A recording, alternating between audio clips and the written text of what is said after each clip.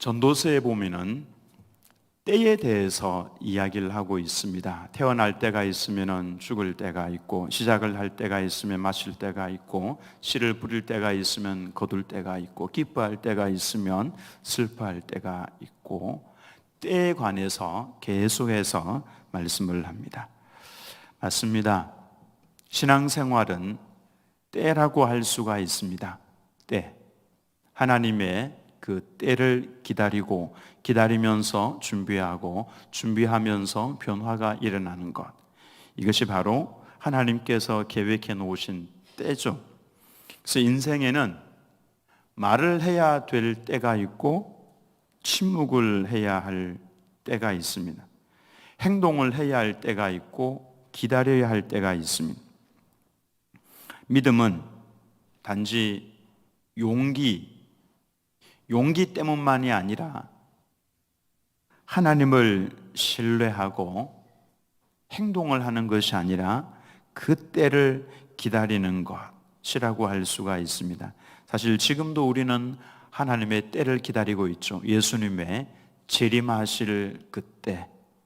그래서 우리 성도님들의 대화 속에 사실은 예수님 재림에 관한 때에 관한 이야기들 많이 나오는 것이 좋습니다. 우리가 깨어 있어야 한다. 그때가 언제인지는 모르지만 다가오고 있으니까 자지 말고 깨어서 기도하는 이런 모습이 있어야 한다라는 대화들을 하는 것이 좋습니다. 본문의 에스더는 죽음을 각오하고 왕 앞에 나갔습니다. 감사하게도 왕이 에스더를 보는 그 순간 매우 사랑스럽게 보여서 금호를 내어 밀었습니다. 살게 된 것이죠.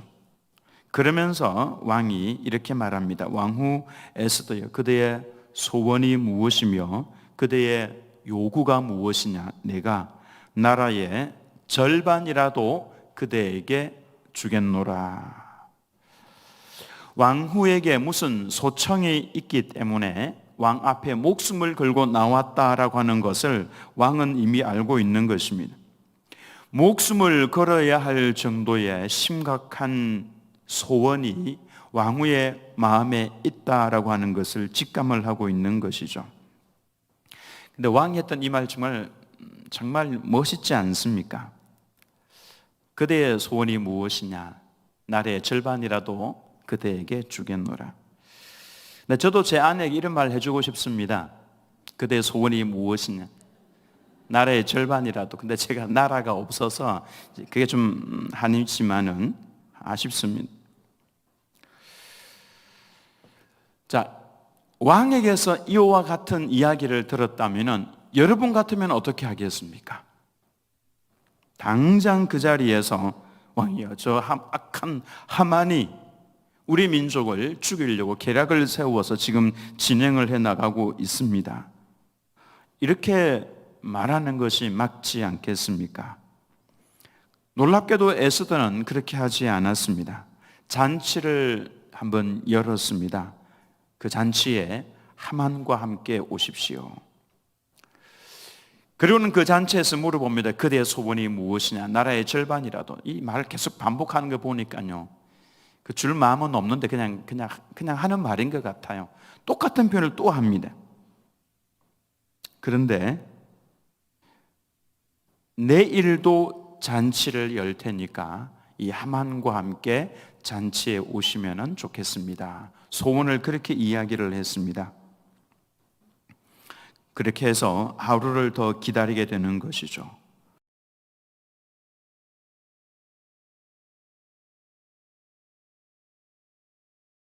도대체 왜 기다리겠습니까? 말씀을 하는 지혜를 가졌으면 좋겠다, 이런 생각이 듭니다.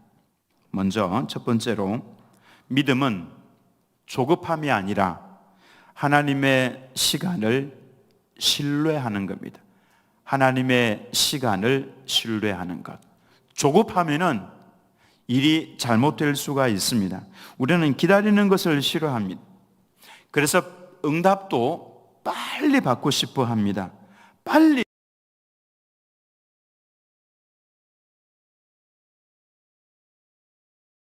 결과를 손에 쥐고 있습니다. 왜 기다리게 만드시는가? 거기에는 하나님의 여러 가지 뜻들이 그 속에 들어가 있죠. 하나님께서는 아브라함에게 아들을 주시겠다고 약속을 하셨는데 무려 25년 동안, 24년 동안 아들을 주시지 않고 25년째 주셨습니다. 얼마나 오랫동안 기다리게 하셨는지 모릅니다. 요셉도 노예로 끌려갑니다. 하나님께서 꿈을 주셨죠. 근데 그 꿈이 이루어지기까지, 요셉은 그 꿈은 잊지 않았겠죠. 근데 그 꿈이 이루어지기까지 노예로 팔려가고, 그 다음에 억울한 누명을 쓰고 감옥에 끌려 들어가는, 감옥에 들어가서도 3년을 더 기다려야 되는 이와 같은 기다림이 있었습니다. 모세도 하나님의 백성들을 돌아보기 위해서 일어났다가 병사 한 명을 쳐 죽이고 도망을 가서 무려 40년의 시간이 흘러갔습니다. 모세가 80세가 되었을 그때에 하나님께서 떨기나무 가운데 불꽃 가운데 나타나셔서 말씀을 하시죠. 모세야 가라 그러십니다. 무려 40년이나 하나님께서는 기다리게 하셨습니다. 다윗도 기름 부음을 받고 왕으로 세움을 입기까지 오랜 시간 도망을 다니면서 기다렸습니다. 예수님의 12명의 제자들, 아무리 살펴보아도 이 사람들이 예수님의 제자의 인격을 갖춘 것 같지는 않았습니다마는 예수님께서는 무려 3년 동안 데리고 다니시면서 기다리셨습니다. 이처럼 성경의 위대한 역사는 대부분이 다 오랜 기다림 가운데 진행이 되고 이루어져 가는 것을 볼 수가 있습니다. 왜 그렇습니까? 하나님께서 보시는 것은 어떤 일의 결과보다도 사람이 먼저이기 때문에 그렇습니다. 사람이 준비가 되기를 기다리시는 겁니다. 하나님께서는 아브라함으로 하여금 25년 동안 기다리게 하시면서 아브라함을 믿음의 사람으로 다듬어 가셨습니다. 요셉도 노예로 팔려가서 또 감옥에 끌려 들어가서 그의 인격이 이제 국무총리가 되어도 전혀 손색함이 없는 존재가 되도록 하나님께서는 다듬어 가셨습니다. 즉 하나님께서는 어떤 일보다도 사람이 먼저 깎아지고 다듬어지고 인격이 준비가 되기를 기다리시기 때문에, 그래서 기다리시는 겁니다. 에스더는 왕 앞에서 바로 말할 수가 있었습니다만 말하지 않았습니다. 왜냐하면 하나님께서 일하실 시간을 기다렸기 때문입니다. 조급할 때 실수합니다. 기도보다 앞서면은 실수합니다. 믿음보다 감정이 앞서면은 또 실수합니다. 하나님의 뜻보다 내 생각이 앞서 나갈 때가 있습니다. 차분하게 기다리면서 생각을 하는 것이 필요합니다. 그래서 믿음은 이렇게 말하죠. 하나님, 기도하면서 주님의 때를 제가 기다리겠습니다. 두 번째로, 하나님의 때는 언제나 가장 정확합니다. 하나님의 때는요, 잘못된 법이 없습니다. 우리는 아버지 어머니가 돌아가시면 너무 안타까워서 좀만 더 살아계시면 얼마나 좋았겠, 이렇게 생각을 합니다만은, 죄송한 말씀이지만 하나님, 그분은 우리의 아버지 어머니이기 이전에 하나님의 자녀입니다.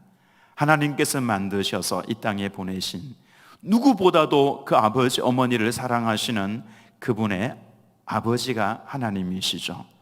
하나님께서 데리고 가시는 그 순간은요, 가장 정확하고 가장 적절한 그때다라고 할 수가 있는 것입니다. 에스더가 하루를 더 기다렸죠. 내일 잔치자리에 한 번 더 오십시오. 그날 무슨 일이 발생합니까? 그날 하만은 모르드게를 죽이기 위해서 집에 장대를 세웁니다. 내가 반드시 저 모르드게를 장대에 달겠다. 그러는 왕에게 찾아가죠. 놀랍게도 바로 그 전에 왕이 그 밤에 잠이 오지 않아서 궁중일기를 읽습니다. 궁중일기를 읽다가 보니까 잊고 지나갔던 사실, 수많은 궁중일기 내용들 속에서 하필이면 모르드게가 왕을 반역하고 있던 그 사실을 두 사람을 고발했던 내용이 기록이 되어 있는 겁니다. 그 이야기를 들으면서 깜짝 놀랐죠, 왕이. 모르드게에게 내가 무슨 상을 내렸느냐? 아무 상도 내리지 않았습니다. 그러고 있는데 밖에 갑자기 하만이 왕을 알려나기 위해서 찾아온 겁니다. 이게 너무나도 딱딱 맞아 들어가는 것이죠. 이게 바로 이야기하지 않고 하루를 더 기다린 사이에 일어난 일입니다. 하만이 밖에 대기하고 있으니까 들어오라고. 왕이 존귀하게 여기기를 원하는 사람에게 내가 어떻게 해주면 좋겠느냐라고 이야기를 했더니 하만이 생각을 하죠. 왕이 존귀하게 여길 만한 사람은 나밖에 누가 있겠느냐. 그러니까 하만이 아주 어스름대면서 이렇게 이야기를 합니다. 왕이 가장 존귀하게 여기는 사람에게,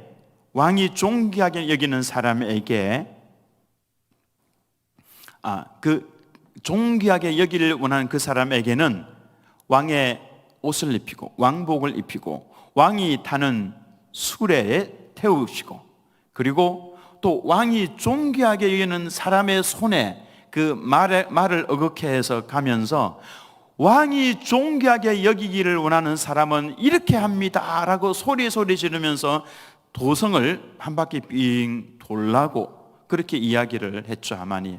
그러니까 왕이 딱 그럽니다. 그러면은 하만, 너는 가서 모르드게에게 내 왕복을 입히고 내가 타는 수레에 그를 태워서 네가 끌고, 왜냐하면 왕이 존귀하게 여기는 사람이 하만이니까요, 네가 그 왕을 수레를 끌고 가면서 왕이 존귀하게 여기기를 원하는 사람에게는 이렇게 하신다 소리를 지르라고. 이게 뭔가 역전이 되어버린 거죠. 이게 바로 에스더가 바로 왕에게 이야기하지 않고 하루를 더 기다린 그 사이에 이와 같은 일이 일어났다라고 하는 것입니다. 이 모든 일은 에스더가 전혀 알지 못했던 일입니다. 우리는 종종 하나님께서 침묵하신다고 생각을 합니다.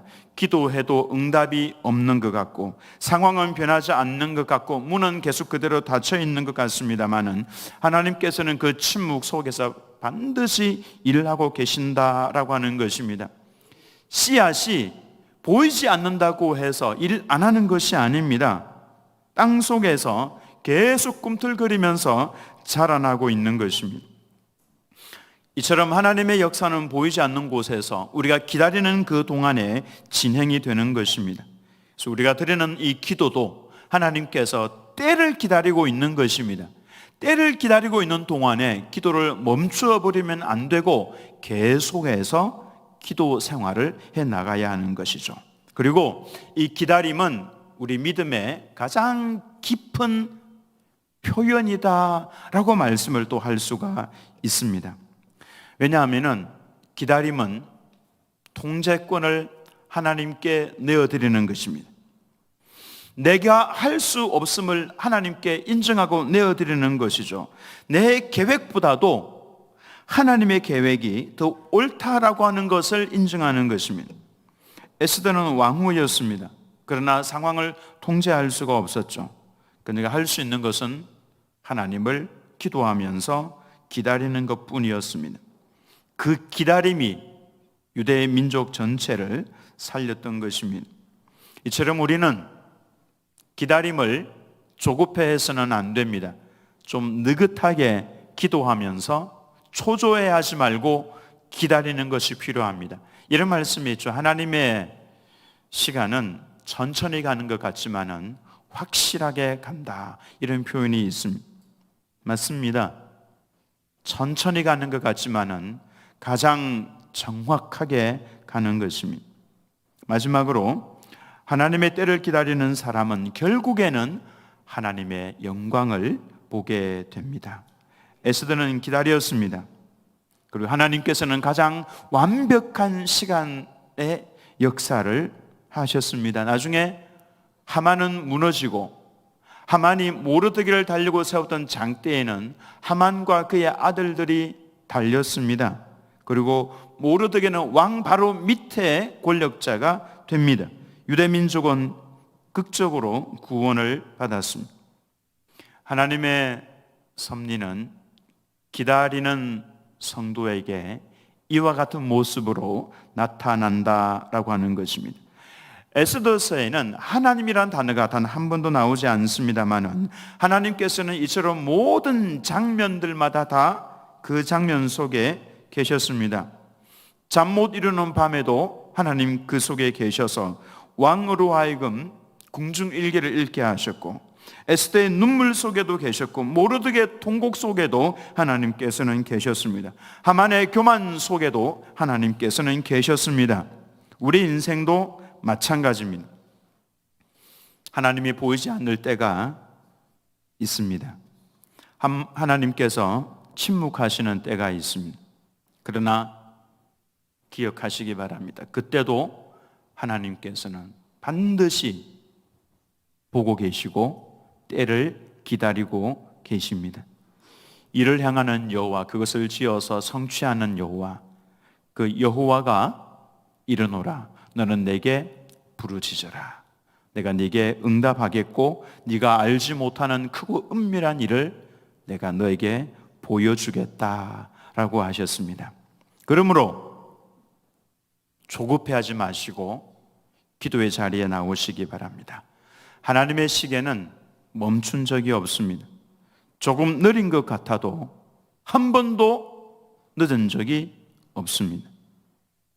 하나님을 신뢰하시고 기도하면서 기다리시기 바랍니다.